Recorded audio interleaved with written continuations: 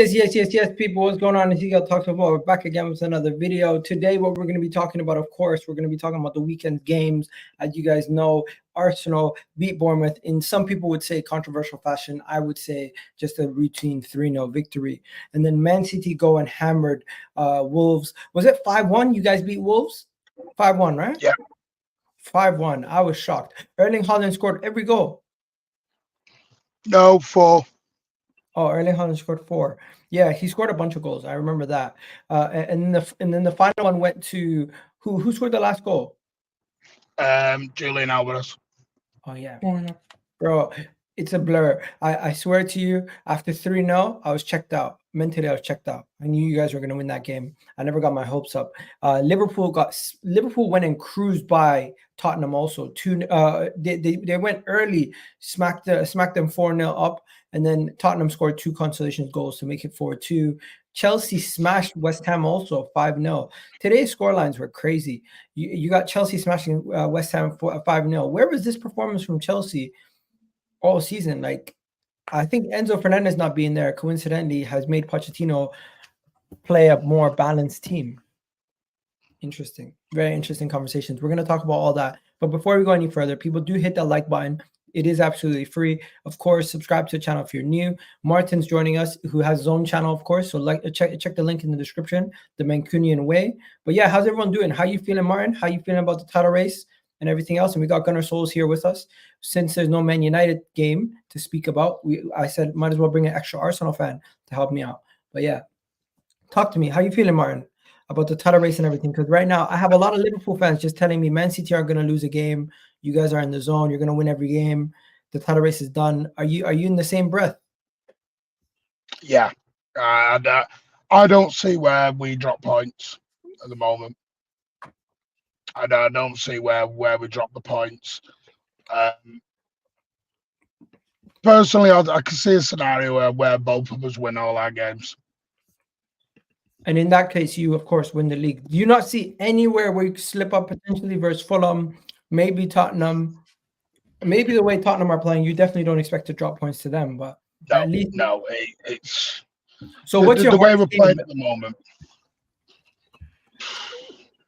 Well, I mean, some will say Fulham away is a bit tricky. Some will say Spurs away will be tricky. It's not so much the opposition for me. It's the confidence in our team. When we have to win, we generally win. And we're now scoring goals. We've scored in our last 5 of our last 6 Premier League games. We've scored 4 or more goals.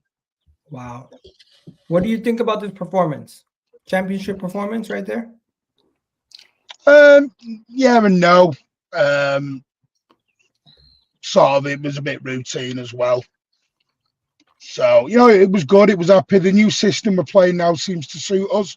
Playing this 3-5-2 system, having the 2 6s, the 2 10s.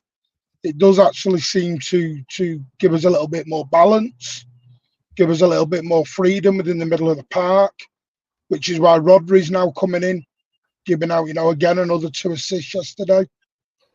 He's up to 14 assists for the season. So, to me, it's just all coming together at the right time. But what we've been doing lately is putting our chances away, which we weren't doing before. We're now putting the ball in the back of the net on a consistent basis. We've generally been decent for a long time. It's why we're 32 games unbeaten. Comps. So it's just it's a little bit. City have gone into a routine that we generally go into at this time of the season. You technically lost to Real Madrid, but if you want to consider that a draw because it went to penalties, doesn't count as a loss. On the FIFA website, penalties count as a draw. You lost the tie, but not the match. Wow. Okay. That's on the FIFA website. Fair enough. So in that case, Rodri's record is still intact. Talk to me, Souls. Yeah. What do you think about City, man? Do you think they're going to drop points, man? Because at this point, Arsenal fans, we're all praying for you to slip up. We're praying for City to slip up. Can you see them slipping up? It's more the hope, really. Do I see them slipping up? No. I think the time for them to slip up has gone. I don't think there's any opposition in the last 3 games that they've got to play that are going to really worry them. I mean, the form that they're going into, especially Erling Haaland, he looks like he's on vengeance right now, especially with the media crusade that was on him. You know, Roy Keane coming out, calling him a League Two player. You know, he seems like he's taking a lot of this personally, and he's taking it out on his oppositions, because ever since then, he has stepped up.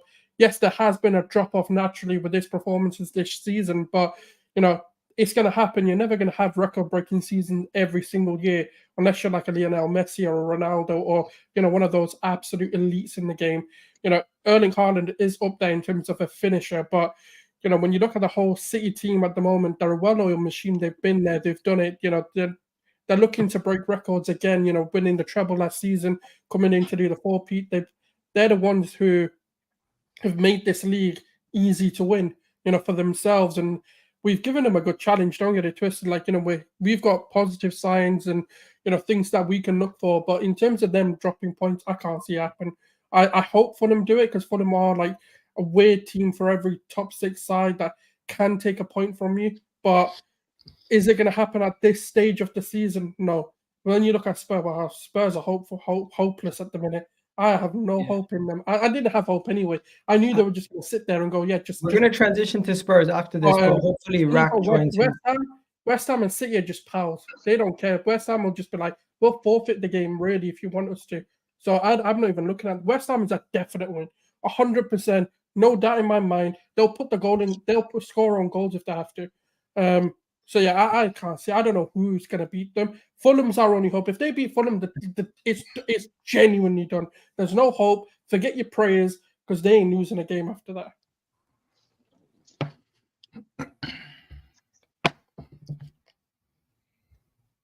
Can you guys hear me? Were you speaking? Yeah. All right, let's go. I was just gonna say, when it comes to this, I'm really dreading this, because it's actually sad. The way that both teams are playing right now, Manchester City is just a problem. And for all the people who criticize Liverpool for only winning one Premier League, look at what Man City do year in, year out. Martin, you guys got yourself a juggernaut. And if you were to drop points against Fulham, Tottenham, or Man City, or West Ham, there's more likelihood of Arsenal to drop points in our last two remaining games than there is for you to drop points in your last three games. It's just crazy. Like, I'm not losing. I think it'll be next weekend. It'll be intriguing because we play first. And the last time we did that, if you remember, we played Everton away, and we beat Everton away. No, we beat them. I think it was like 3-0, something like that. And then it was the same day you guys played Brighton last season, and it seemed that Brighton, when we beat Everton, I don't know, it had a bit of a mental block on your team going into that Brighton game at the Emirates later on in the afternoon. Now, if we beat Fulham, because we're the half-12 kickoff on the Saturday, it's then about how your mentality goes in going into the United game away on the Sunday. But we're still going to be top. That's the difference. No, you won't. If we win, because we're only 2 points behind, so we win, we go, well, 1 point behind. So we win, we go 2 clear on the Saturday. Really? Yeah. I swear. Okay. Yeah. So if you win, you go ahead of us, and we're level on points. And then it's over to you. No, we'll be ahead. You'll be. Oh yeah, you'll be ahead of us. Shit. What am I saying? You're on 82 points right now. We're on 83. Oh man, Jay, can you see Man City dropping points? Be honest, man. It'll be sod's law for Spurs to put a performance in against City at this point. Seriously. Yeah, I mean, I think the thing with Spurs is obviously Spurs are in a bad moment. But City have games which, for me, and I'll have to refamiliarize myself with it, but I remember seeing it thinking, they're tricky games. They're not when City are playing at this level, but they are in, isolation. Fulham away is a tricky game. Tottenham away. They're two tough games. City obviously have the quality. But the way that you're playing, do you really think you could get points off City? I think with Spurs at the moment, there's quality. there's quality issues in the game. There's stuff that Spurs are and aren't doing, but then little things will happen where. So today, maybe you say, okay, Skip came on, played left back, did all right. Son played off the left. Richarlison played as a 9. The team played a little bit better at the end. Lo Celso played. So if you take the information from the game and you change the team, maybe you have a different level of performance. Things look a little bit different. So I think City are, they've got their head on, they're screwed on, they're focused. Everything being considered, they should win these games. You never know. Rodri could get a knock in training and they could be exposed and stuff like that, but I would say that City is very much in their hands and you'd expect them to finish this off. But Arsenal are really pushing them, and they're right there if City make any sort of mistake. So obviously the United game for Arsenal is going to be a big game for you guys too. But all in all, I think City have the edge, and they know what they're doing. They've done this before. They know the dance. They're experienced. I think they should take this home. Especially you can argue United away, Spurs away, Fulham away. They're broadly the same difficulty based on how the teams are playing. Do you know what I mean? So I don't think there's a huge advantage or disadvantage over who City are playing versus who Arsenal are playing. You know what I mean? The teams just No, there is. I think you guys want to roll over for them, but we're gonna talk about Spurs in a second. Ches, what's good, bro? How you feeling? You there? No, Ches is not. Chez's mic's not connected yet. Ches, when your mic joins, when your mic's connected, let us know. But I was just gonna say one more thing. We never really spoke about Phil Foden winning Player of the Year. We spoke about it before he won it. Oh, Ches is here now. Ches, what do you think? Do you think Man City dropped points, bro? Be honest. Yo, what you saying? I'm back. You saying? I'm chilling. I was gonna ask you, do you think Man City dropped points? Be honest. Do I think they will? No, they still could, but I don't think they will though. I don't know if that answers your question. It's a bit of a cop out, but Nah, fair enough. they're just in a crazy form. So I don't think they've lost a game this year. I don't think in the league. We're gonna need a miracle. And I don't think I think they've won like their last how many games now? 32 unbeaten. Bro, that's actually ridiculous. Yeah. Like, Spurs, you would have thought would be the team, but Jay, your team, yeah. I seen a stat since 2024. Man City and Arsenal are on a pace. If they played this same way throughout the whole season, Man City would have got 101 points. Arsenal would have got 102 points. But it doesn't mean shit now. Yeah, that's nothing really, does it? No. But what's up? We spoke on Spurs. They're gonna win. I know you've only been running for 15 minutes. We spoke on Spurs. Sorry? Have you spoken on Spurs yet? Or No. Oh, yeah, you haven't. We started with Man City. If that was any other team losing 4 games in a row, that's embarrassing, bro. Yeah, you guys think Spurs could do anything versus City? Looking at how poor they could lose. Their next game is Man City at home. No, it's not. Our next game is Burnley at home. Oh, I mean, Burnley need that win to stay up. Yeah, they need to win. Are Burnley not gone already? No, they're not. No, they're not. They need to beat you and then beat Nottingham Forest on the final day. Yeah. I think they're virtually gone because if Forest get their points back this week, they're gone. Oh yeah, it's too late. They're 5 points off. Do you think Tottenham are good enough to even beat Burnley and Man City right now? I think, for me personally, I think if you look at the L's, they're bad L's, but you look at who you're losing to: Newcastle away, Chelsea away. No, Jay, we're not doing this. No, hold on. Let me make. There's no letting you finish with that stupid. Well, there's no point. Well, the point. Lose to. No, bro. Listen, the point is 5 games in a row. Stop talking rubbish, bro. Man. Listen, losing 4 games in a row is obviously not ideal. You lose. Not ideal. That's embarrassing. Well, it's obviously it's however you want to see it. Yeah, like you conceded 14 goals. Bro, listen, it's not ideal. Like the team's not playing well at the moment. The players are not showing. They're not showing what we need to be where we are. We're very inconsistent. We're just as inconsistent as you. You're finishing. Coming up from Abdi's Prime. Abdi's Prime. What do you say? The one before after it. Do you know what I mean? So, and obviously you've got I swear you've got Forest or something coming up soon. You've got Forest away yourself. That's a tricky game for you too. Yeah, no, it won't be tricky for us. We'll probably win it, bro. They're playing very well right I'm now. confident we'll win that Okay. game. We have a good system now. Listen, no deflecting. Yeah. Let's go back to City. One more thing about City before we go. Shout You out guys Martin, think, by the way. do Shout you out guys Martin. think Foden should be the player of the year, or do you think it should be Rodri? Because I think Rodri should have actually got player of the year over Foden. Is that a hot take?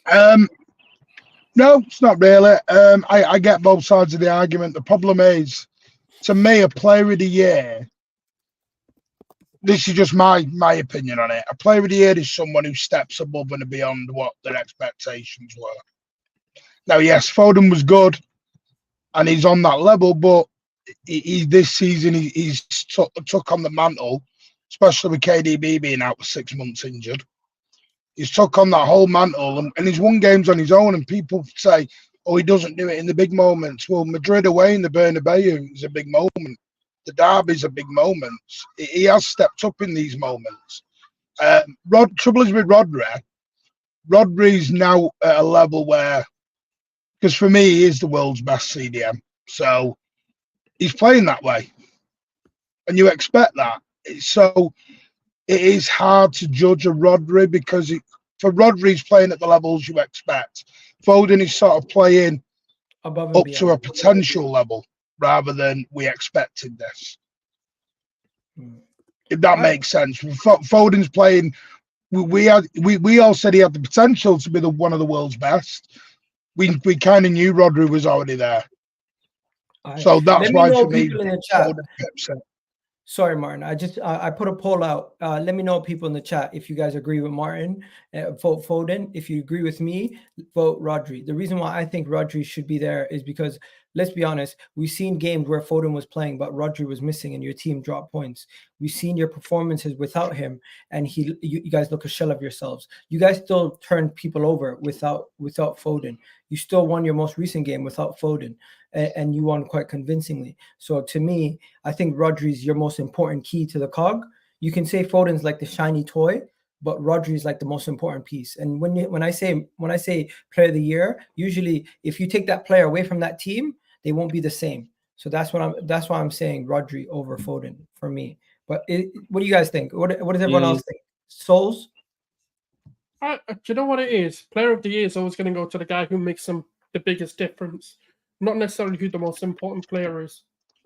For us, for example, you're not going to give it to Thomas Partey because he's come in and he generally makes us better. You're going to give it to the likes of Bukayo Saka or the Martin Odegaards, or players who genuinely step up when you absolutely need them to. And I'm not saying the difficulty with Rodri and Foden is they both have been pivotal to the way they play. I understand your point of Foden has been out of the team and they still technically win games, but that's because they don't have a Rodri replacement. That's the only difference. Whereas when Foden's not in the team, who comes in? Kevin De Bruyne, who's arguably one of the best midfielders the Premier League has seen. So you can't really sit there and make that comparison of when Foden's not in the team doesn't drop off, because the guy who comes in is better than we've seen in the Premier League, or arguably one of the top 3 in the Premier League history. So it is a difficult one, and I think the only people who can really answer this without bias is probably City fans. But if I was to pick one player this season, it has to be Foden. And the reason to that is I think he's made the biggest impact. And especially from previous seasons, not to take a dig at Foden, but this is probably his breakthrough season, in my opinion, in terms of he has genuinely had a bigger role because of Kevin De Bruyne's injury being a lot longer than it normally is.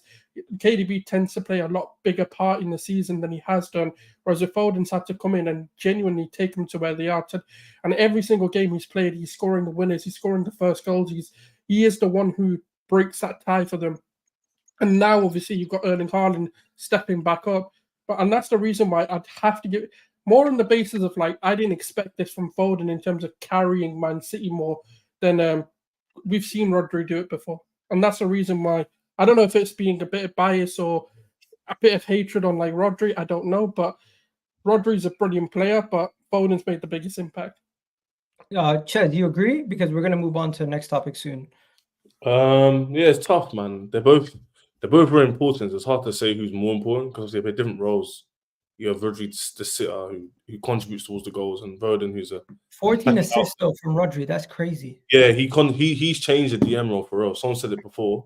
He kind of changed the way it's looked at. He's I don't think he's a DM. I think he's a box to box. He is a DM. He's just exceptionally good at everything. The only thing he doesn't have is his pace. If he had pace, he'd have everything. Him and Declan Rice are not a new form of DM. They're just a box to box midfielder who's capable of playing DM very well, in my opinion. But Igal, is that because football's changed? Because you know, if you look at a DM, when people say DM, the old school look at a Roy Keane, a Makalele, so someone in that breadth. A DM now is more of it's like a striker. Striker now today, you look at more. So a lot of fans want more than just goals out of a striker. Yeah, winger kind of striker. Someone who could dribble. And now a DM, people want more than just win the ball, pass it off. Yeah, people want goals and assists from them. Yeah, so it's part of football's changed why that role has changed as well. Jay, do you have any say on this before we move on? Because we're gonna before Jay comes in, I'll probably give it to Foden, you know, because he's coming to his own this season. Yeah, man. I feel like he's come up with those moments where like Man City's defense or midfield has been great, and he's kind of like Brentford game, for example. He got a hat trick. They were playing okay, and he just came up with moments. I don't know. I think he's been good. He did that against Luton as well, like where it was a struggle for them to break them, and then out of nowhere, Foden scores like just on the brink of our time. Like you can't, yeah. Like I'm not saying you can replace Rodri as a DM. I'm not saying anybody can go in and do the job. But let's say you put Rice to the Rodri in that team, it doesn't mean a drop off will be big enough where they don't win the league, maybe. But I think Foden, if you take him out and put someone else in who's good, not as good as Foden, but at similar level, I don't think you get the same output. Let me ask Jay a question about something else then. Arsenal played Bournemouth, guys, and everyone online was saying Arsenal got all the controversial decisions to go their way. Oh my god. Everything went their way. It was written in the stars. You guys basically cheated Bournemouth.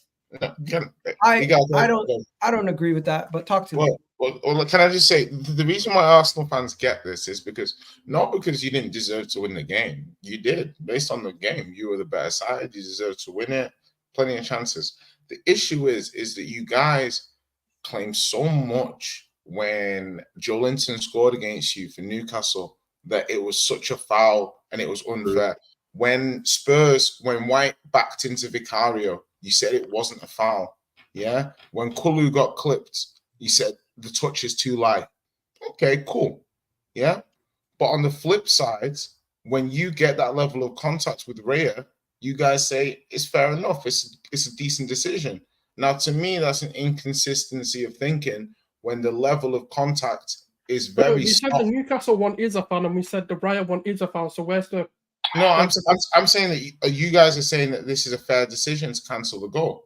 And no, a lot of Arsenal fans said you were robbed with the Gabriel goal. Most so Arsenal the consistency there. So no, Arsenal fans are saying that Arsenal fans who said that Gabriel was fouled against Newcastle, but also say Raya was fouled. Yeah, right. Okay. Sorry, so they were both fouls, and so I'm basically saying and that both goals should have been cancelled. One was and one wasn't. Well, I'm saying from an Arsenal point of view, you guys are looking at it that the decisions that go for you that are soft, thumbs up. The decisions that go against you or don't go against you, they're also fair decisions. Basically, long story short, Arsenal fans are hypocritical. I think we all know. No, 1 second. 1 second. But why? I just said, we've said, like, as an Arsenal fan, right? We said the Joelinton one should have been disallowed because there was contact on whoever it was, on Gabriel, right? The same thing happened to Raya. There was a slight push, but there was a push, and we said that should be disallowed. So where's the inconsistency from? So what about Havertz's goal against Tottenham? Bro, let's go decision by decision, like which. Okay, Havertz's goal versus Tottenham should have been disallowed by the criteria of contact that you guys are going by. Nah, Jay, it's not even that. Yeah, it's not even. You don't need to do this like specific. Bro, I was saying, go on. You know what it is, Jay? You don't need to go through like granular like tackles. And my problem is the Arsenal fan base, when it goes against them, are the loudest fan base when it comes to I agree. corruption. Yeah, The refs don't like us. Everyone doesn't want us to win the league. It's all against us. All or nothing. We're on our own. When it goes for you, the complete opposite. Hold that. You know what? More is where it is. You know, That's Saturday But night. it's not every fan base. No, though. but This this is the thing. It's not every fan base. It's not every fan No, base. Ches, every football fan is right. hypocritical. No. We all do it, man. Don't try You and have justify it. No, it's not because we all do it. We're all hypocritical. We all favour our own fan base. We'll all look at our own decisions with rose-tinted spectacles and look at other ones in the worst possible light. It happens, and it's understandable. You know, I'll argue against that though. I'll tell you the logical reason why I'd argue against that though. Logical. When you're higher in the table, there's higher stakes, higher opportunity cost to losing games. So when a wrong decision happens to us, we might moan about it, but people say you still play crap. When it happens to you, oh, you bottled the league. Happens to Jay, you're falling off a cliff. If it happens to Arsenal, because they're in the title race and there's minuscule point differences, those big decisions become even bigger. That's the difference. So naturally, you're going to hear it louder. Does that make sense? Oh, So no, the reason I'm saying But then you're saying it's not because the logic applies. You're right, by the way. If this was Chelsea next season, we're third. You probably hear us. What decision was wrong? What decision did you think was wrong? The penalty or the disallowed goal? Oh, you're talking about specifically this game? Yeah. I think the penalty is the penalty, innit? That one's a bit more. He played for it, but it's not a bad decision. This is the wrong decision. They didn't give a red card. This is a red card. Like still images don't paint me a picture. No, bro. Objectively aside, the guy. Studs up on his shin. Studs up on his shin. The pictures don't show me everything though. That's the problem. I need to see the video. But you know the incident, right? You've seen the incident. Yeah, the incident is 50. Like they've given some are given, some aren't. But in this game, yeah, you're right. Probably you deserve to win the game. But like this whole what Rack's saying, I agree with him. But the noise is louder when you're top of the league. That's just how it works. So I'm not wrong. But then I think it's not really an Arsenal thing, right? It's a stakes thing. Then I think you can say it's coming from Arsenal, so it's loud. But if it's because they're top of the league or because they're second, they're vying for the championship every decision amount. That's really the rationale behind it. If that's where you're coming from. That's true. I was really impressed with our performance. It's just unfortunate that all the controversial decisions take away from the performance because it was a really good performance from our team. It's just these controversial decisions maybe almost spoil the game for me because a lot of rivals when they speak about it, they just speak about it as if this is what made us win the game. But in actual reality, we had 16 shots in that first half. We should have buried them 4-5-0. This is why people say we need a striker. That works both ways. Happened with us. City had 20 shots. We scored 5 goals. But all anyone's ever talked about is the 2 penalties. Like the 2 penalties were going to make a damn difference. Listen, we're going to be straight here. All 3 were penalties. All 3 were penalties. To the letter of the law, they were all penalties. They might be soft, but they're penalties. It's still pen. There is nothing in the law about the forcefulness of the tackle. I don't know where this has come from about he's gone down too soft. Show me the law. It's Rule 14 of the FA law. Show me where it mentions. It doesn't even mention the ball in the rule. It mentions the stopping or what was the exact wording of it? It's about infringement on the player. So people are getting too lost in this. Oh, back 20 years ago, that wasn't a penalty. We're not playing 20 years ago anymore. I don't know. I don't know why this all keeps coming into these. All 3 were penalties. There's no measurement of how soft and how hard a tackle is now to a penalty decision. All 3 were penalties. End of. It's a mixture of tribalism and just wanting your opponent to lose. But that's why I don't know why you care. I don't know why you care about whether rivals think like, oh, they're going to come out and we're going to. It's our job to come out here and be sorry about you. This is it, right? This is it. But the reality is, right? They know they can't banter us because we're not shit. So what can they do?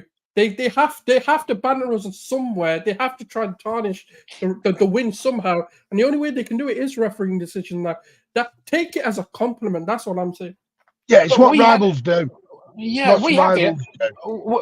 We had it. Well, the year we won the league, first of all, we won it. Oh, it's the COVID league, right? Despite the fact that we were almost, I think we're 3 or 4 points. Exactly. The following season, they called it the worst title defense in the history of football, or something like. But rivals do that. You shouldn't get too caught up in it. Like, these things happen all the time. I don't. Bro, City get it. City get it because they're 1-1. City get it because they're 1-1-5 and Abu when Dhabi. Chelsea won the Champions League, they said it was the worst Champions League win ever. They do this all the time. Hey, no, but don't forget. Hang on, it's a Farmers League. I had this the other day. You know what Hussam's like and others. It's a Farmers League because City won 6 out of 7. Well, United won 8 out of the first 11 Premier Leagues. I didn't hear anyone calling that a Farmers League back then. But it's just a rivalry situation. That terminology didn't exist back then. But you know what? We got to talk about a lot of stuff. There's not enough time to get into all the granular details. If you guys want to hear more about the Arsenal video, I did do a full match reaction on my channel, so please do check that out. Declan Rice had a masterclass. Bukayo Saka also contributed with a penalty. Kai Havertz won the penalty. I thought Trossard has been clinical this season. He scored a beautiful goal, and I just don't think we have enough time to touch on everything Arsenal. So you can check out me and Souls' opinion on this. Sorry, Souls wasn't actually on the match reaction, but we're going to be doing a show tomorrow. Arsenal show. We're going to do an Arsenal show tomorrow, and Souls, I'm going to get you on that, hopefully. Yes. But yeah, did you have anything else to say quickly on the Arsenal game before we move on? No, we just got to keep the pressure on City, and that's it, really. That ties up the City and the Arsenal bit. Liverpool are kind of out of it, unfortunately, because we both have to lose all our games, which is probably not going to happen. I can see maybe losing one game, but not both. So I don't think anyone's going to lose a game at this point. No, that's what I'm saying. I'm just saying that worst case scenario, we lose one. I don't see us losing all of them. Yeah. Okay, so Jay looks very down, and the reason why he's probably really down and out is because his team has been losing a lot. And Rack is smiling because his team just cruised past Spurs today. Rack, doing it for Klopp, man. We're doing it for Klopp. That's all that matters. That's all we got. That's all we got to play for, right, for the rest of the season. Do it for Klopp. He looked really happy. Man. Your team looked really happy, and you know, I seen a post. I think it's gonna make you guys laugh. This was the funniest thing I've seen. A Tottenham fan went to the stadium with a banner of the VAR decision that went against Liverpool. Jay's just about to leave. Jay's just left. I swear to you, this is a Tottenham fan going to Liverpool Stadium saying karma is real with this. I don't get it. I still can't believe this actually happened. I mean, it is what it is, right? Again, it's rivalry. Yeah. This doesn't make sense. You didn't help. It's a lot of money. It's a lot of money to sort rivalry out, because that's probably he works at a printing shop, so he does it for free. Oh right, that's how he's done it then. Yeah. How do you know what he does for a living? I know this guy. How much research have you done on this? Jesus. I know this guy. He's the same guy. Do you know his address? No. I spoke to him a lot. I follow him on Twitter. He's the same guy who posted the all or nothing Arsenal thing when Tottenham made the Champions League. He posted he made a banner of the all or nothing. Arteta pointing at the players saying, "Do you want to play Champions League?" He's very funny. But there you go. He's got a new one coming out next week. Do you want to defend? Yeah. You know what, guys? Ches got to go early. We'll just park it right here. I just want to talk about Chelsea quickly. We'll come back to Spurs, Liverpool. I can stay till like half past. It's calm. 25-2. No, but you got to go in like 15 minutes. So just we'll just speak about Chelsea. Chelsea's cooking. I really want to talk about Chelsea. And the reason why I want to speak about Chelsea is because, guys, is it a coincidence that Enzo Fernandez is out of the side and Pochettino makes a tactical change that makes the team play better? Is it a coincidence or am I tripping? Because they've been playing their best football of the season right now, and Enzo's not in the side. Also, I'll give Cucurella a lot of credit because he's playing that inverted left back. Madueke is looking really good. Bro, you said it the other day on Never Foul. Madueke is cooking.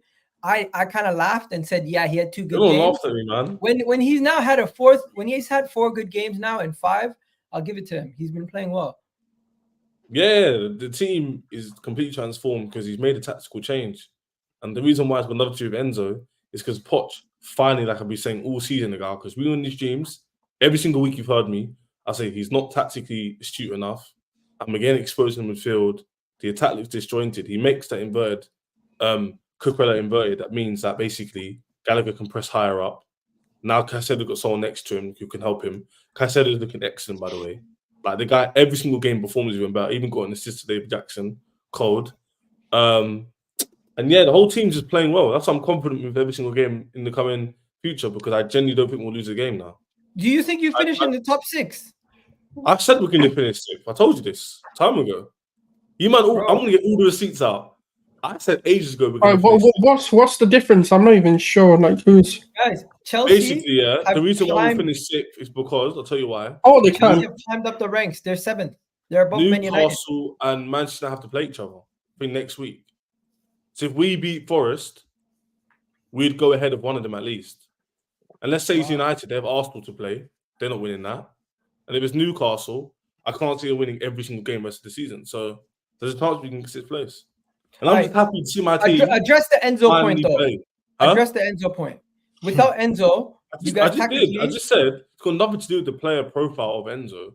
It's the fact that it has a bit to do with the player profile. Are you gonna let me land or no? Did you let me land earlier? No. I want to answer Gal's question. Like, excuse me, can you show me some decorum? I'm like, you don't show decorum. Let him answer. I'm not the bigger man. I've just said that if you put Cucurella in the vertical with Enzo and took out Gallagher, Enzo doesn't press as good as Gallagher, but he's better on the ball and he's better offensively than Gallagher. My point is Gallagher's better off the ball, and there's no. This is my point, Jay. The fact that Cucurella's coming to midfield, but the fact isn't the fact like you're that's not what you're flamboyant, bro. You're flamboyant with that Gallagher Caicedo pivot. You're flamboyant teams. Not your chance to talk, G. Bro, it's always my chance to talk. What? Couple wins, Hey, mute him, please, because I want to say my point in it. Chest, yeah. Okay. Every day gym day, yeah. Yo, guys, chill. I really want to hear this. So why did he never use Cucurella in that fashion when Enzo was there? This is my whole point, okay? This is my whole point. He hasn't done this inverted thing until what? After the Arsenal game? I think it was. Yeah. When he started doing the inverted thing, it's been at half-time. Ever since then, we've been cooking. Creating chances, scoring goals, defensively better, etc. Right?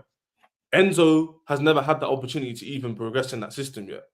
So why are we sitting here blaming him when the whole team was playing poorly before we done the inverted left back? The whole team. Because Enzo coming out of the side. Let me give you my answer. Enzo's out. It's convenient to go. No. Let me give you my answer though. Because Enzo's not out of the side, you have a much more compact midfield with Cucurella coming in the midfield, and also having the two guys in Caicedo and Conor Gallagher. And Conor Gallagher being in the 10 doesn't work. So now that you have a natural 10, and you have Conor Gallagher and Cucurella and Caicedo behind him, and Cucurella helping out, the system works better. And you couldn't have done this prior because Conor Gallagher was undroppable. Caicedo was one of your better players, and he was shoehorning in Enzo, which was out of form. Yeah, I agree with that. But my thing is just like, if we had our best midfield, my opinion, Lavia plays, I think we'd perform well. We haven't seen Lavia all season, so that's my point, though. I think Lavia's got huge potential in the team. Like everyone said, Palmer, Martin. When we got Palmer, yeah, me and Dom were talking. I think Dom was saying more than me. He's going to do sick. Everyone was laughing. His first season, he's just come in the league, and the same in Lavia. I honestly think Lavia would have not the same impact as Palmer. You can see his quality. Anyway, that's not the point. The point is, so what happened with Enzo then? If we had a natural 6 with Enzo and Caicedo, he has surgery. He has a hernia. No, as in, like, so you're saying you want to have a Caicedo, Lavia, and an Enzo midfield. I wouldn't say it's my best midfield. I'll say that's an option we have. We have so many midfielders. So what would be your best midfield then? Our best midfield would probably be like Palmer in the 10, and then either or Lavia and Caicedo next to each other with Enzo. One second, was Palmer a 10? I don't care who drops out. Gal, my problem is this. You right winger, right? This is you man's problem, yeah, Madueke, yeah. You just make my problem. I don't care about the money. You man as rivals have to care about the money. So you're going to tell me Enzo needs to play No, every I'm not game. even asking about the money. I'm just like, Yeah, but because you guys have that's rated. yeah. How do I rate know, Enzo? I'm Just saying, like before we just. No, my he thing probably is, rates Enzo the like, most on this panel. Okay, like my issue is right is that yeah, I know, I'm I just rate him saying. better, but I'm confused because every time we have this Enzo conversation, it's like you're not willing. You want to say it. He's not in this midfield that we won, but you're not willing to admit it because you're saying it in a roundabout way that Enzo may The not only make this midfield. midfielder, yeah, I'd want every game is Caicedo at the moment. Caicedo's been good. He's the only one who can play. He's the only Conor one that Gallagher has been underrated in my opinion because what he lacks in passing ability in the final third, he makes up for in work rate. Put it like this: there's players who don't have the work rate Conor Gallagher has, but we could definitely upgrade his position. That's not an insult to him. He's still a good squad player, so I'd want to keep him. But if we're going to get 50 million and Carney's fit, Labby is fit, Enzo's fit, Caicedo's fit, you have a better system, they're all better technically than him and progress the team. But we're still 8th or 7th. Let me ask Martin something quickly. As a City fan, did you expect this from Cole Palmer? No, because the problem is Cole Palmer's a weird one because at the minute there's no pressure on him. I want to see him when he's got a little bit, because with all due respect, there's a pressure at City and a pressure at Chelsea, which is a little bit different at the moment. At City, everyone plays low blocks, defend you, they put 2 men on you. Palmer wouldn't have the opportunity, the space or the opportunity he's getting at Chelsea. So, but there was always potential there for Palmer, 100%, but he was a right winger with us.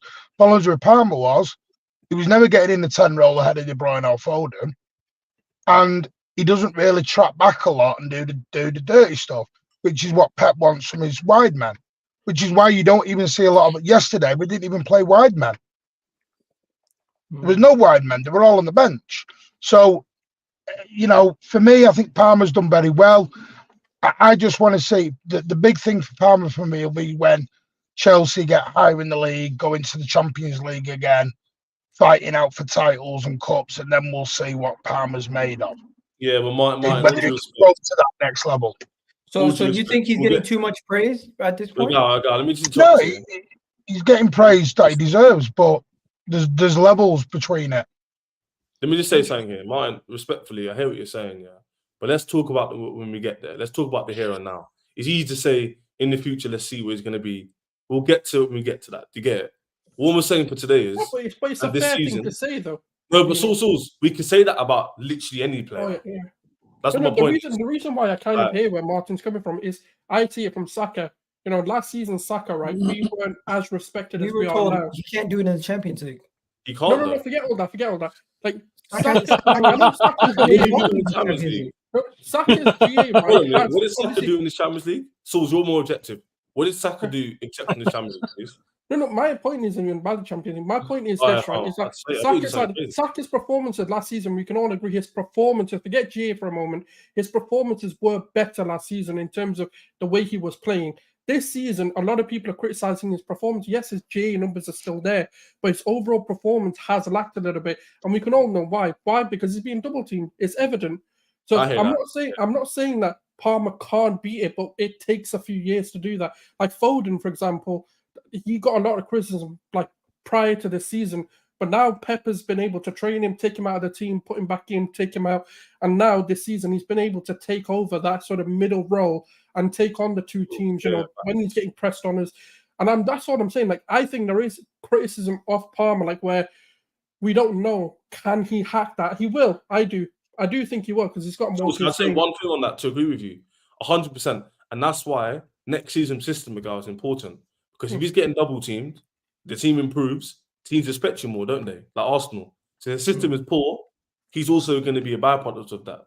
So that's why I need to see if Poch will stay or new manager comes in, a system that works well to get the best out of the players. Perfect segue.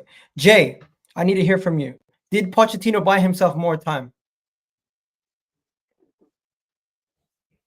You're on mute, bro. Most sense I've made all day. When I first saw Poch,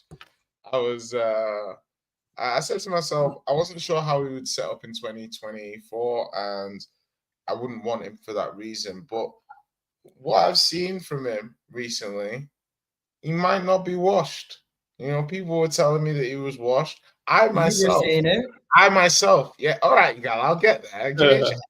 I myself was saying. Because I when you knew I had start to with I had to with people, self-incriminate because I knew this motherfucker was going to incriminate me if I did. You know what I mean? Fall on the sword. Yeah, and when you look at the context, you know, made a final, made a semi. If they make top 6 with all the upheaval and the injuries, you'd have to say that's a job pretty well done. You know, it's not where you start, it's where you finish. And I think Chelsea would find it very difficult to get rid of him if he makes top 6. there you go. I think he's doing at the moment a good job, but I think sometimes decisions can be taken out of your hands. And I think with Enzo getting injured, it helped him, because I've always said Caicedo, Gallagher, it gives me that cleverly Anderson feel. I don't know why it works. It just works. Do you know what I mean? It just works. These guys just complement each other. Like, Gallagher's not a pivot CM, yeah? But with Caicedo, they just, one goes, they just know, like fucking Cool Runnings, like bobsleigh team. They just Proper old school. On what Ches said. I didn't know where he was going with the Tom Clever. Hey, listen, analogy on that one.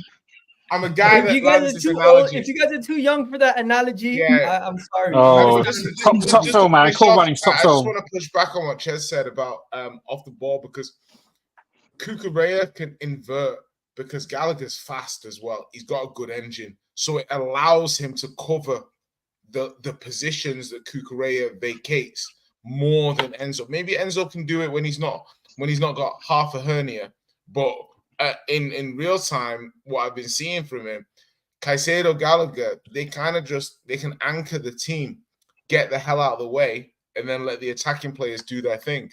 And that's where helping. Lavia will be. Guys, report here. Chelsea are demanding that they finish in the Europa League positions. Interesting. Yeah, they've got to. That's why. Yeah. Why is it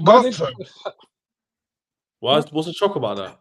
No, I think it's cheeky because you guys were who's in demand 10th all season. Huh? I think it's cheeky because you guys were in 10th all season. That's the whole point why you roasted us, because we're underachieving. What's going on here? No, I'm saying to demand a Europa League finish at this moment in time maybe is a little bit more fair. But looking back at it a couple of weeks ago, that was a ridiculous claim. No, they just got to win their games, which is fair. No, it's fair. I've been saying for weeks we can make top 6 on the show. Yeah, you It's have. because Egal. But what again? This comes back to fans doing this thing of fans need to stop looking at March.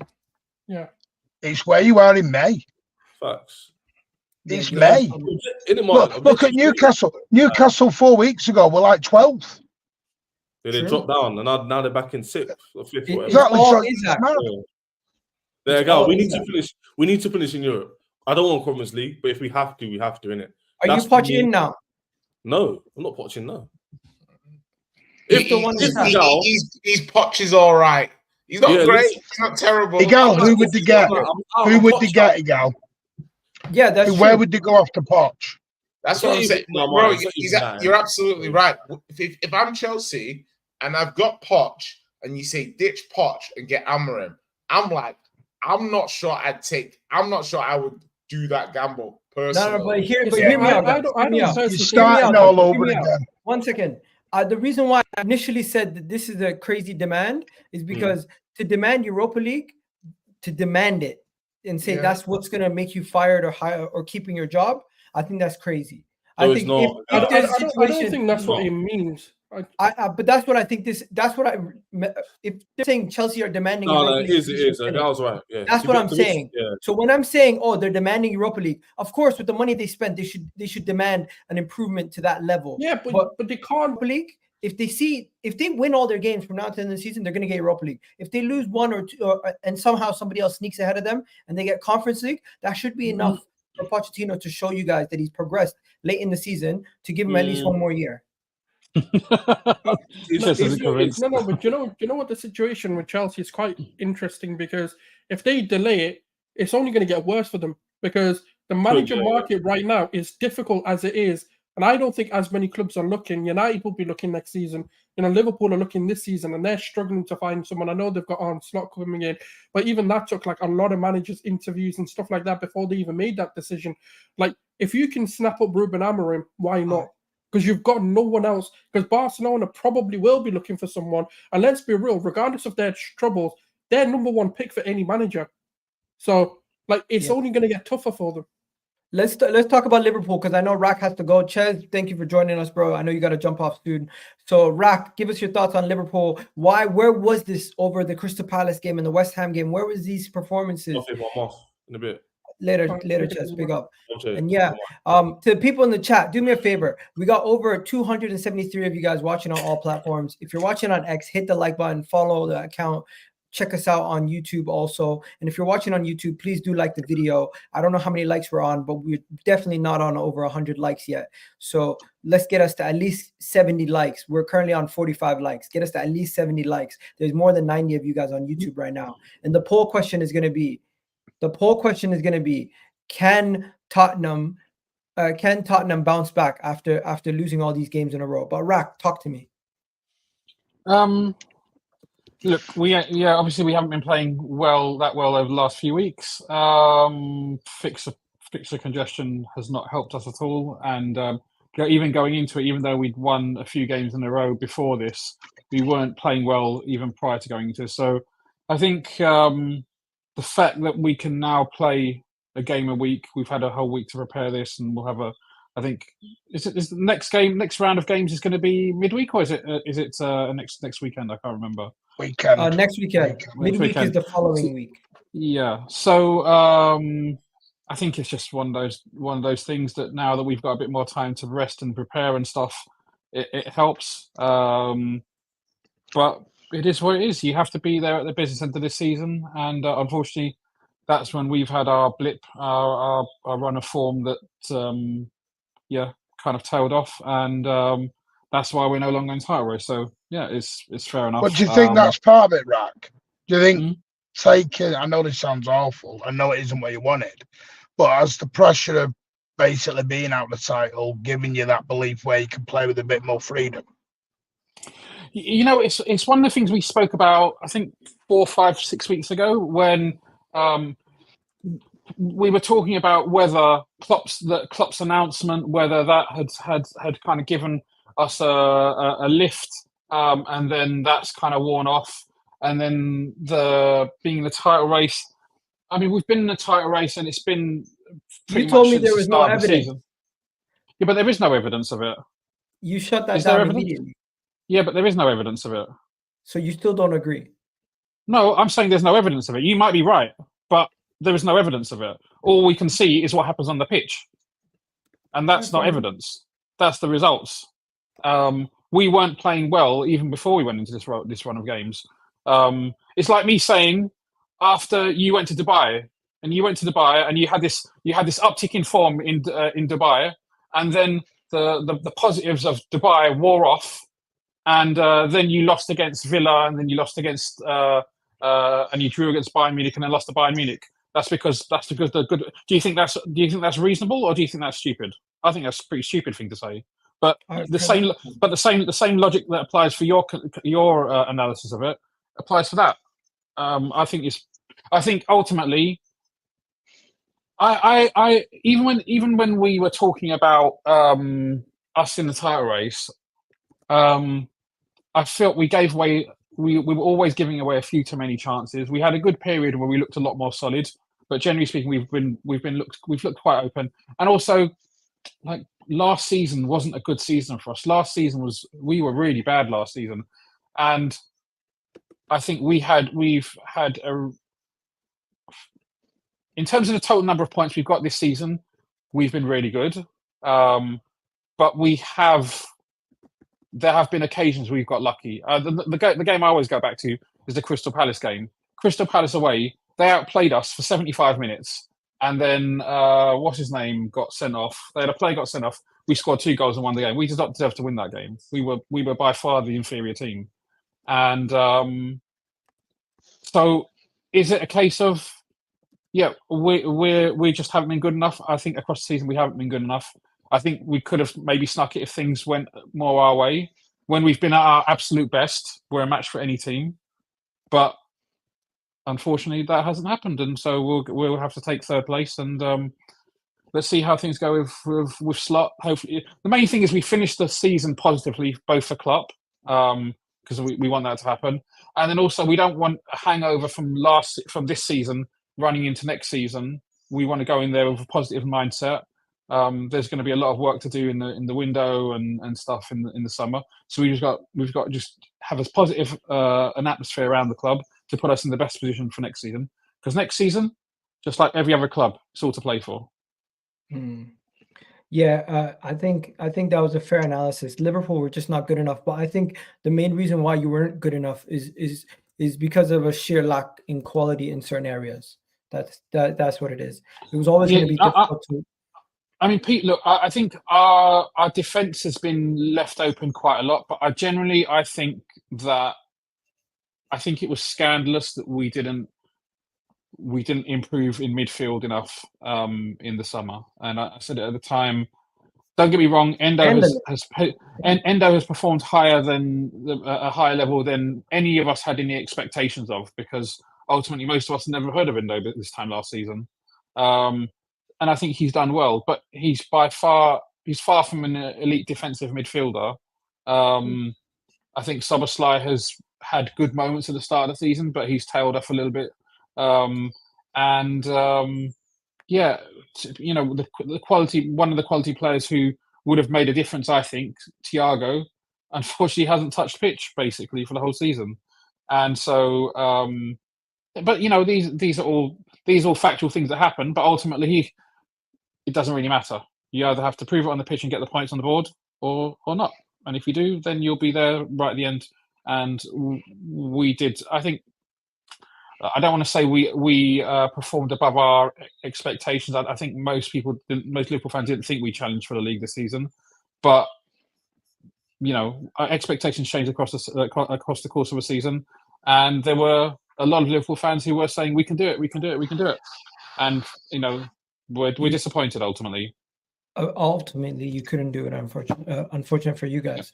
Fortunate for us, though. What do you call it? We haven't won the league yet, but hey, City haven't won it yet either, so no one can say they're the fortunate side from it. But hey, I did expect you guys to not be this competitive. So to where you guys were at certain points of the season, I was quite impressed. But also the thing with City, I said it, like, even when we were top of the league, I was never comfortable, just because I know what City can do. I know the kind of runs that City can go on, and I know the consecutive run of fixtures that they can put together.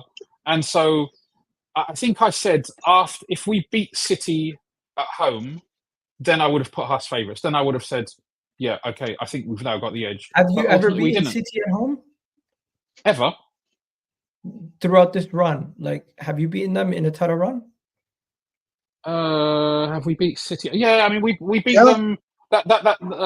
We beat them. That's that 2-0 game where there was a counter attack. Robertson crossed the ball in. There was a potential handball in our penalty area, and then we went down the other end basically on a counter attack. Robertson crossed the ball, and I think Salah scored. I think we won that game 2-0. Have we beaten them before? We've beat City a few times, I think, at Anfield. We've always struggled at the Etihad. It's not those games, Igal.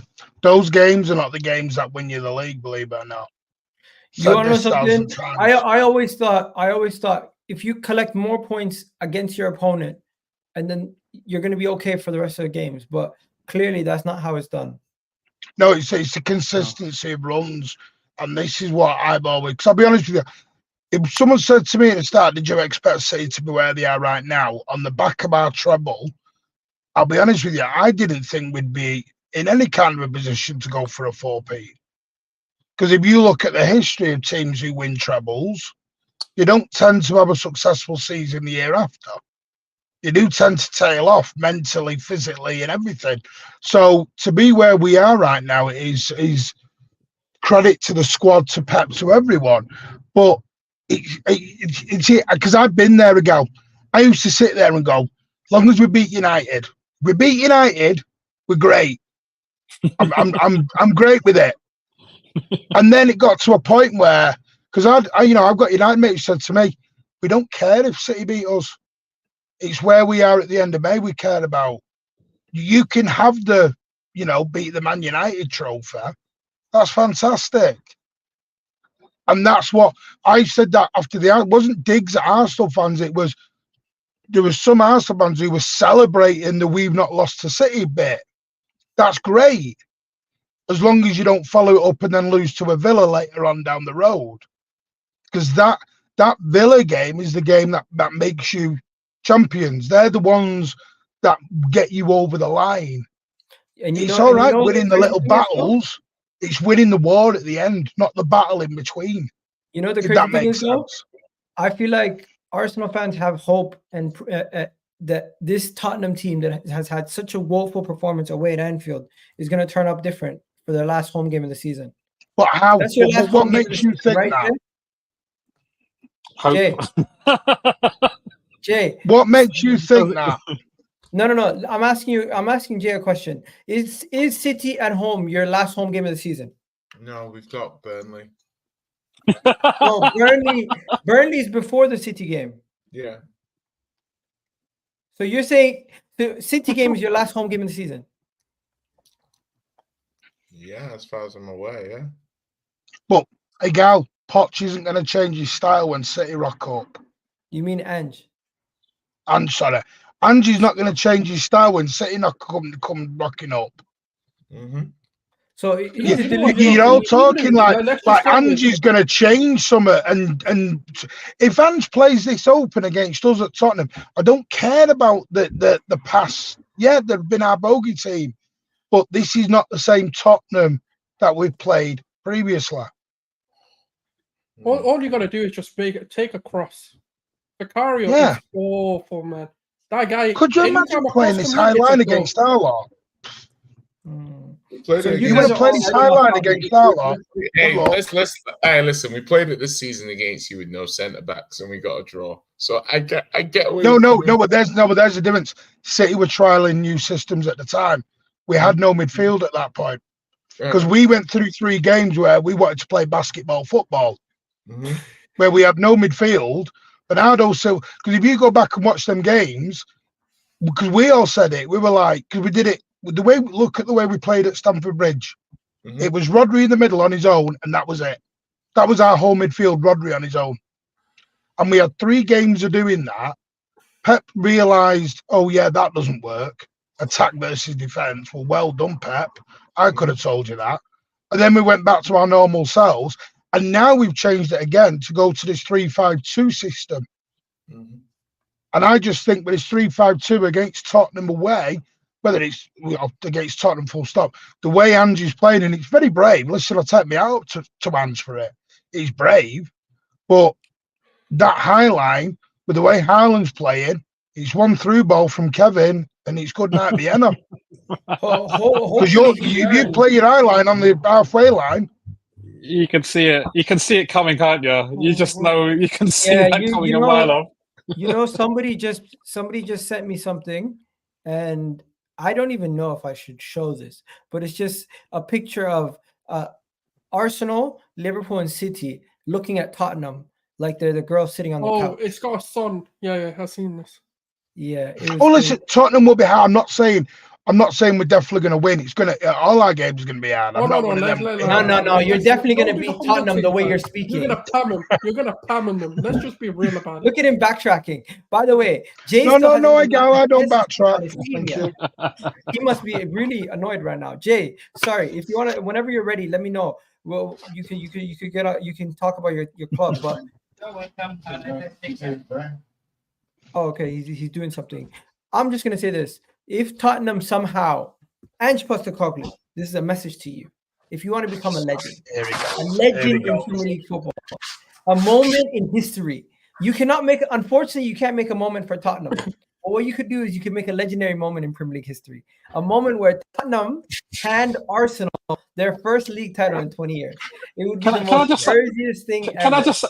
Can I just say, Martin does look a little bit like Ange. He does look a little bit like Ange, I reckon. No, he doesn't. No, but do you know what the funny thing is? Just I a know little what you're bit. doing, Just a little Gal. bit. Because Gal, 2 weeks ago when you played Tottenham, you were doing shorts and videos. Oh, we own North London. Worst Tottenham team in ages. And now you sat there going, yeah, Tottenham could turn over Sarah.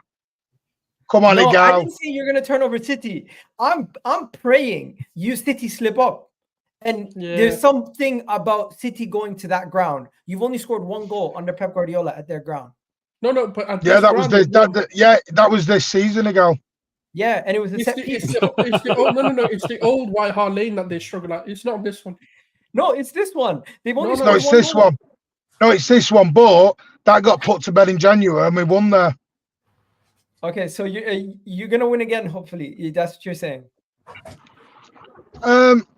Funnily enough, I have more fair, and it's not fair. I have more concern about Fulham away than I do Tottenham away. Yeah, I have to admit that as well. Yeah, Because I know Tottenham ain't going to play low block. It's you look at Wolves and Brighton, who like Wolves yesterday didn't come and play low block. They came and had a game of football. Stuck 5 past them. Fair. We played Fulham a couple of weeks ago, though. They weren't very good. Even that was in the middle of our rough patch. I mean, that's the other thing. Fulham are on a beach as well. I'm going to ask you guys a cheeky question. After everything I just said about them potentially beating Tottenham, could you see it go left and Ange Postecoglou finish the season with no wins and ends up getting sacked? He won't get sacked. Later, Rack, you got to go. Yeah, but again, who did he get? You can't. The manager market isn't big enough to 4 or 5 new managers to walk in the door. True. So that's no the problem. Way anyone sees Ange going at the end of the season. No, I think they need to stick with him, not just because of like how the season ended. I don't think he's a bad manager personally. I think there is a bit of stubbornness, and I think first season he needs to realize he's not Celtic. And when he realizes that Spurs aren't the big dogs of the league and that they need to be the one that you've got to accommodate for the opposition rather than, when you're at Celtic, everyone caters to you. You don't cater to the opposition, especially in the league. Once Ange gets over that little thing of, I can't always play my way, like Pep does it as well, by the way. Pep has learned that he needs to play different ways to, win games or win leagues. When Ange learns that and gets his players in, I do believe they'll see a bit more consistency. It's just the way that they want to play. They've never played before. They've had Contes, they've had the Mourinhos, they've had pragmatic managers who don't make you press constantly. And it takes, by the way, there's like a fitness study that's been taking place. To play football under these types of managers, it takes about 18 months just to get your fitness up to that. And these are professional footballers, by the way, from a professional standard, who then get this type of manager. It takes you about 18 months to get match fit to play a high press football for 90 minutes or more. And that's what they need to do. I think if they stick it with Ange and allow him to at least build the foundations of their club, like get the players in, get a philosophy in, get a DNA put into their place, and then go get the winner, cool. They should not let go of Ange until they're ready to win. Or maybe Ange is the guy who gets them to win. But that's my personal opinion. By the way, Miguel, you're on about. Let Jay say his thing on his club, because we've spoken enough about his club without him giving any input. Jay, Ange Postecoglou, today's game, and where do Tottenham go from here? I mean, 4 defeats in a row, so I mean, it's not ideal. That's the way I look at it. It's not ideal. In terms of an overall, it's very easy to just fall into the narrative of being upset. But I like to take a pragmatic, logical view of it and say, well, listen, to implement a style of play or to implement something like Spurs are trying to do, there's an element of everything needs to improve. Tactically, the quality of player, the appreciation of the opposition, out of possession, everything. So Ange is only part of the issue. In terms of, and you can even make an argument, even watching today and stuff, it's like, I'm seeing an attack that's not composed well. So you saw when Richarlison was on, the team looks a bit better. But what you had in the first half is Brennan Johnson isn't a left winger. Emerson isn't a left back. He's certainly not an inverted left back. So now that left side is very weak because you've got 2 players playing out of position. You then have a midfield that's not in form. and you're basically compounding your own issues. So from my point of view, I think the floor is in Spurs. This is the floor of the project. This is you're basically seeing this is the worst that Spurs can basically be. So okay, losing away at Newcastle, losing away at Chelsea, losing away at who did we lose to? To Liverpool, and losing at home to Arsenal. So when you look at the games you've lost and look at the quality of the opposition, you can say, okay, you're not good enough currently to go away to these teams, play your style of football and win. That's where you're at. Yeah. So you're basically looking at teams that are between 5th and 8th, 5th and 9th, 5th and 8th. You're basically saying you're going away to teams between 5th and 8th in the Premier League and you're getting beaten. Okay. Like, these teams aren't scrubs. They're good teams. So obviously you have to improve, but I'm taking a logical view of it. Like, it's not easy to go to these teams and win, period. Do you know what I mean? It's not easy for Arsenal to go to these teams and win, let alone a team who are trying to rebuild their attack and their midfield and their defense with a new style of play in real time. So basically, it's just a case of saying that you don't want to throw the baby out with the bathwater. These are all very disappointing defeats. You can look at them and say, the manager, the this, the that. But some of the points I always think about with Klopp and Arteta, the teams they have now or the teams that they had were very different from the teams that they inherited or started off with in year one. And even if you can't see it, Arteta used to love Tierney. Love Tierney.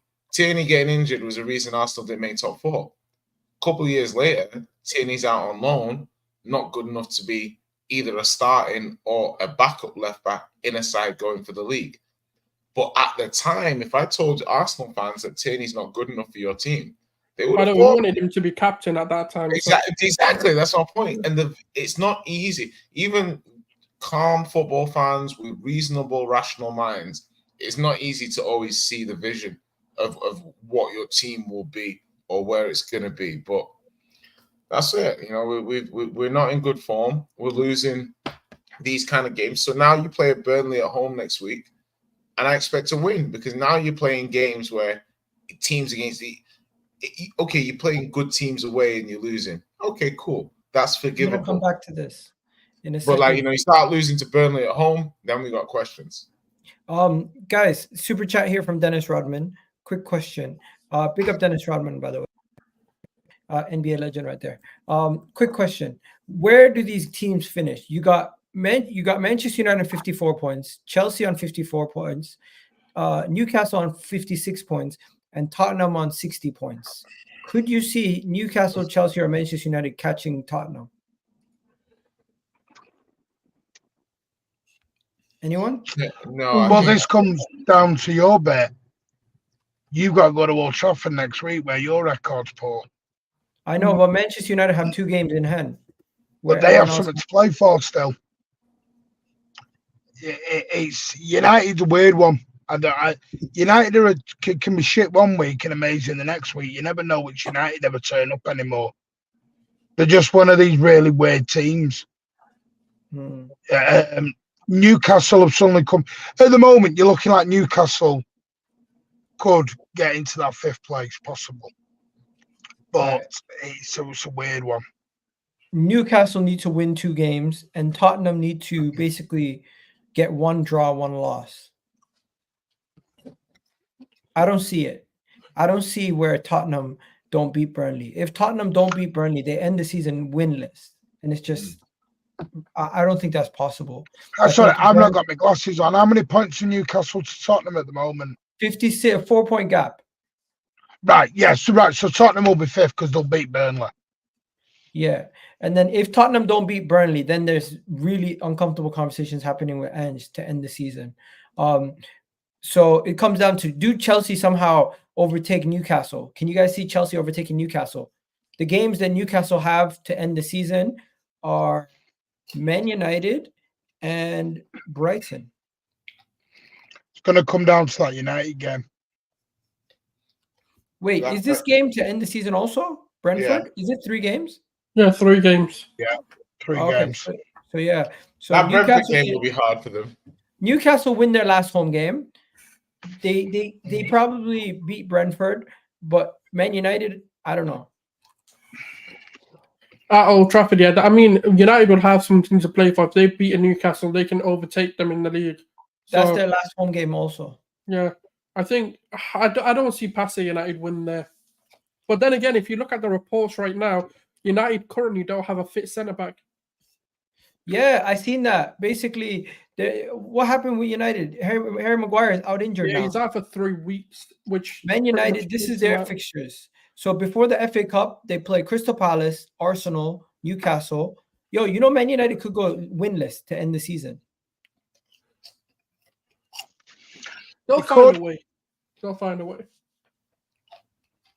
I think Man United lose to Palace. Palace are on a crazy roll right now. They lose to Arsenal. They lose to Newcastle.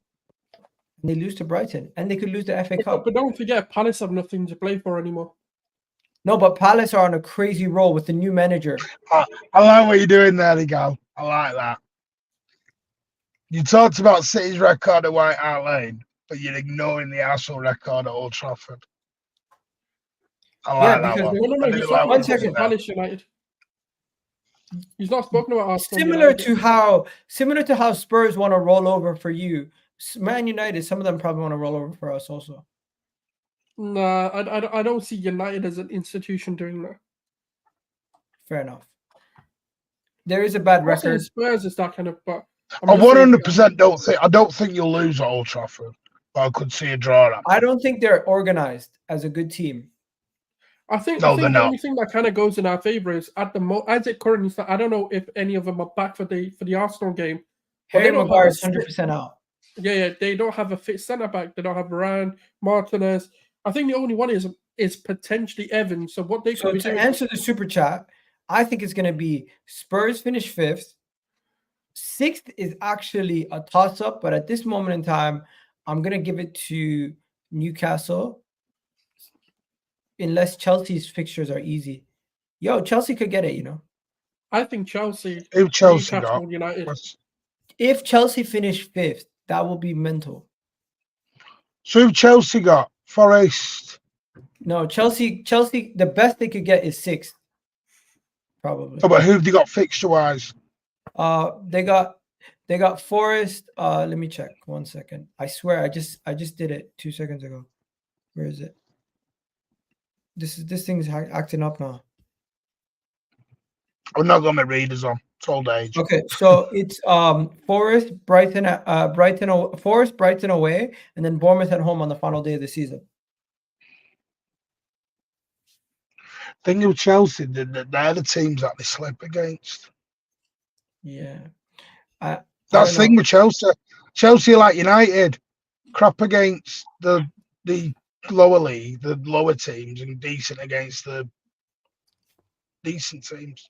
It's a good question. I'm just gonna say the order is gonna be Tottenham, Chelsea, Newcastle, United. We all agree United is the worst out of the 3. But yeah, we believe your team is gonna beat Burnley. If you don't beat Burnley, you could finish as low as 6th this season. We still got Sheffield United last game of the season. You're probably gonna beat them, but the Burnley game is crucial because that determines if you secure 6th or not. See, that's what suits me. I could do with Tottenham beating Burnley, which secures 5th. Villa hopefully win next week, so that ends 4th place. And then Spurs can basically be on the beach for the last 2 games. Yeah. They're already on the beach if you haven't seen their form. I know, but I'm just trying to dampen your hopes. Hey, you said it yourself. Fulham's your best hopes to stop you, and Iwobi and Leno. Yeah, no, I agree. But yeah, we're gonna. I only think the Fulham one because we finished because the Fulham one we play first, which doesn't actually. That's not been happening lately. Generally, you're playing first, and we're having to do catch up. Just to let you know, I'm ending the poll now. So what does it say? do people actually believe? By the way, more people voted for Rodri. They think Rodri deserves it more over Foden. As for the most recent poll, where is it? I ended it. Yeah, so 52% said Rodri deserves to be Player of the Year over Foden. And as for the one that I just ended right now, where is it? Why is it not showing up? It's not showing up. But yeah, big up everyone. Put your mic on mute while you're eating, man. Seriously. Can you hear it? Who's eating? Is it me? My bad. But yeah, we're going to wrap it up here, guys. You guys have yourselves a wonderful day. We'll catch you guys on the next one. Done now, people. Peace.